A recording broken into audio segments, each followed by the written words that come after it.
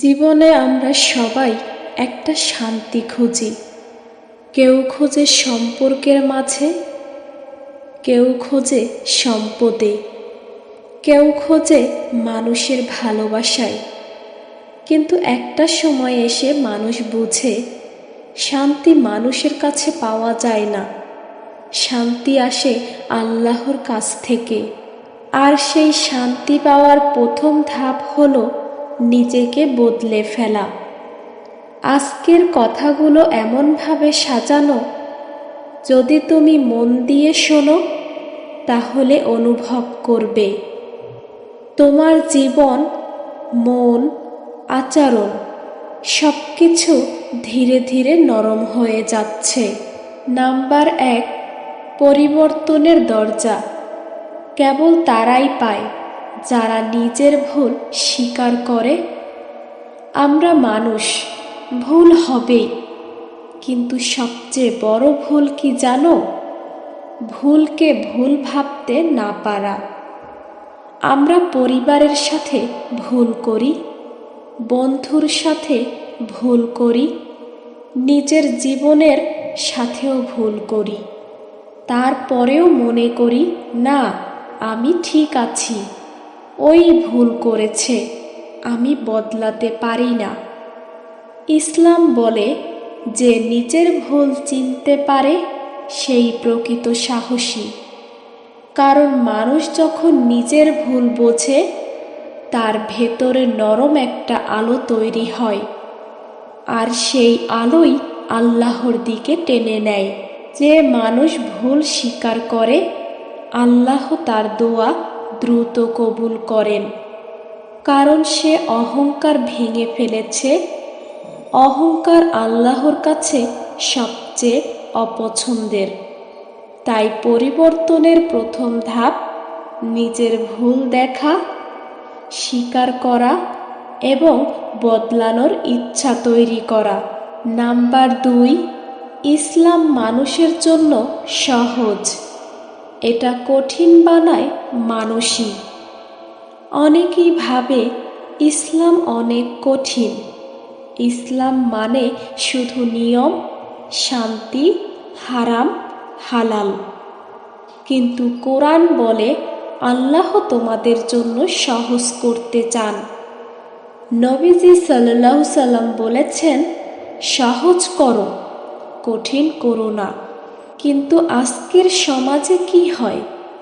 আমরা মানুষকে দেখে ইসলাম শিখি, মানুষ আবার কঠিন করে দেখায়। কেন ভুল করলে তাকে শুধরে না দিয়ে লজ্জা দেয়, অপমান করে, তারপর মানুষ ভাবে ইসলাম কঠিন। আসলে ইসলাম নরম, মানুষের মন অনেক শক্ত। ইসলাম বলে একটা ছোট হাসি, একটা সান্ত্বনা কথা, একটা ক্ষমা, একটা মাফ, এগুলো বড় ইবাদত। অতএব পরিবর্তনের দ্বিতীয় ধাপ হলো ইসলামকে কঠিন ভাবা বন্ধ করে দেওয়া। ইসলাম তোমাকে ত্যাগ করতে নয়, উঠিয়ে দাঁড় করাতে এসেছে। নাম্বার 3, মন পরিষ্কার না হলে ইবাদত মনের ভেতর পৌঁছায় না। অনেকেই বলে আমি নামাজ পড়ি, দোয়া করি, কিন্তু মনে শান্তি পাই না। কারণ ইবাদত শুধু শরীরের না, ইবাদত হলো মন ও আত্মার কাজ। যে মানুষের মনে হিংসা, রাগ, ঘৃণা, বিদ্বেষ, বদনাম, অহংকার থাকে, তার মন শক্ত হয়ে যায়, আর শক্ত মনের ভেতর আল্লাহর নূর ঢুকতে চায় না। কিন্তু যে মানুষ ভুলে ভুলে কিছুটা মন পরিষ্কার করে ভাবতে থাকে, যাক মাফ করে দিলাম, নিজের ভেতরটা একটু নরম করে, সেই মনই আল্লাহর শান্তি নেমে আসে। মন পরিষ্কার মানে কি? কারো প্রতি কষ্ট জমিয়ে না রাখা, এদিক সেদিক বদনাম না করা, ছোট ভুলে রাগ না করা, হৃদয়কে দয়া শেখানো।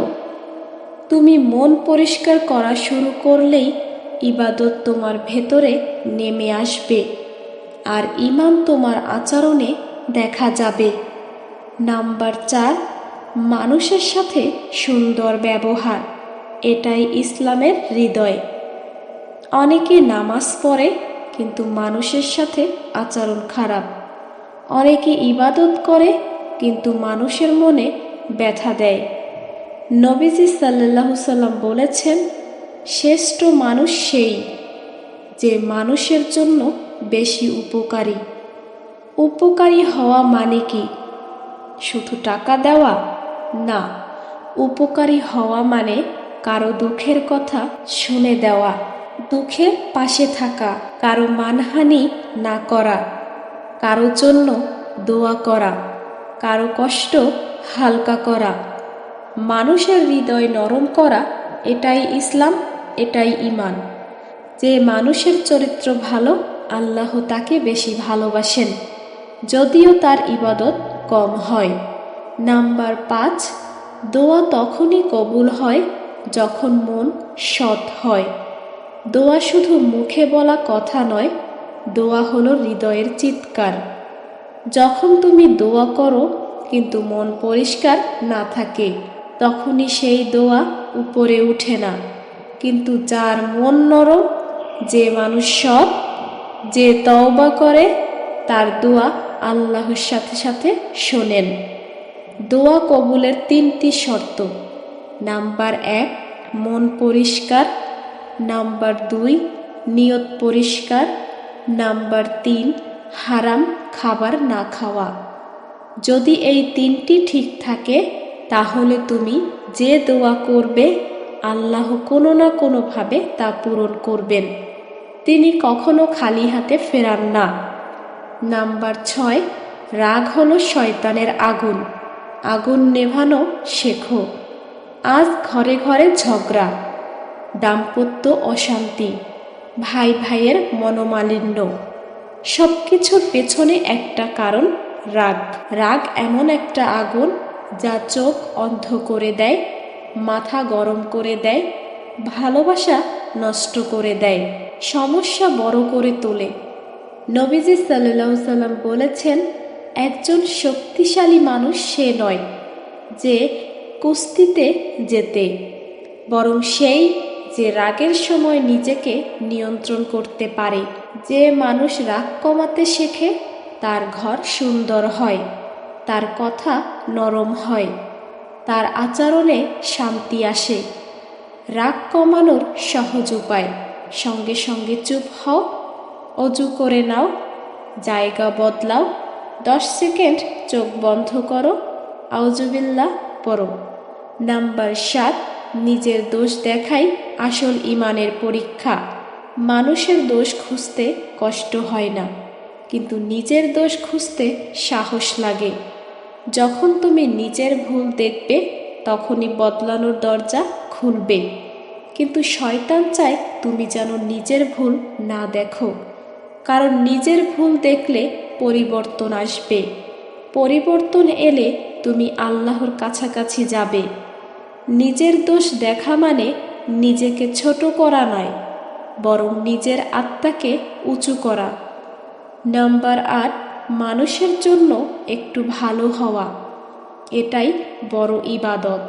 ইসলামে একটির চেয়েও বড় কাজ নেই, মানুষকে খুশি করা। একটা হাসি, একটা শুভ কামনা, একটা সান্ত্বনা, এসব কোনো কথাই ছোট নয়। তুমি যদি কারো কষ্ট কমাও, আল্লাহ তোমার কষ্ট কমাবেন। তুমি যদি কাউকে মাফ করো, আল্লাহ তোমাকে মাফ করবেন। এটাই ইসলামের আসল সৌন্দর্য। নাম্বার 9, আল্লাহর রহমত তোমার কাছেই, তুমি শুধু ডাক দাও। মানুষ ভাবে আমি খারাপ, আল্লাহ আমাকে ভালোবাসেন না। এটা শয়তানের সবচেয়ে বড় প্রতারণা। আল্লাহ কারো প্রতি তার দরজা বন্ধ করে না, তিনি শুধু অপেক্ষা করেন তোমার একবার ডাকার, একবার ইয়া রব বলার। তুমি যেই ভুলই করো, যেই দূরেই চলে যাও, আল্লাহ তোমাকে আগের চেয়েও বেশি ভালোবাসা দিয়ে ডাকেন। নাম্বার 10, জীবনের সবচেয়ে বড় মিরাক্কল, নিজেকে বদলে ফেলা। মানুষ মিরাক্কেল খোঁজে। কেউ চায় হঠাৎ, কেউ চায় টাকা হঠাৎ বেড়ে যাক, কেউ চায় রোগ সেরে যাক, কেউ চায় জীবন বদলে যাক। কিন্তু আসলে মিরাক্কেল কোথায় জানো? তোমার ভেতরে। যে মানুষ বদ অভ্যাস ছাড়ে, রাগ কমায়, মন নরম করে, সৎ হয়, নামাজে ফিরে আসে, সেই আসল মুজেজা দেখাচ্ছে। এগুলো আকাশ ফাটিয়ে নামা মিরাক্কেল না, এগুলো হৃদয় জ্বালিয়ে তোলা মিরাক্কেল। আর আল্লাহ এমন মানুষকে বিশেষভাবে ভালোবাসেন। এখন তুমি শুনছো একটা ভয়েস, একটা কথা যা হয়তো তোমার চোখে পানি এনে দিয়েছে। তুমি ক্লান্ত, তুমি ভাঙ্গা, তুমি কষ্টে আছো। কিন্তু একটা কথা মনে রেখো, কেউ তোমাকে যতই অবহেলা করুক, আল্লাহ কখনো তোমাকে অবহেলা করেন না। মানুষ ভুলে যায়, আল্লাহ ভুলে যান না। মানুষ ছেড়ে যায়, আল্লাহ ছাড়েন না। মানুষ বিচার করে, আল্লাহ ক্ষমা করেন। তোমার মনের ভেঙে পড়া অংশগুলো কেউ দেখে না, কিন্তু আল্লাহ দেখেন। তোমার নিঃশব্দ কান্না মানুষ শোনে না, কিন্তু আল্লাহ শোনেন। তুমি আজ বদলাতে চাইলে আজ থেকেই শান্তির পথ শুরু হবে। একদিন না একদিন তুমি বুঝবে তুমি কত সুন্দর বদলে গেছো। আজকের এই কথা শুধু শুনে যেও না। আজ রাতেই নামাজের পর একটু মাথা নিচু করে বলো, হে আল্লাহ, আমাকে ঠিক করে দিন। বিশ্বাস করো, এই একটা দোয়াই তোমার পুরো জীবন পাল্টে দেবে।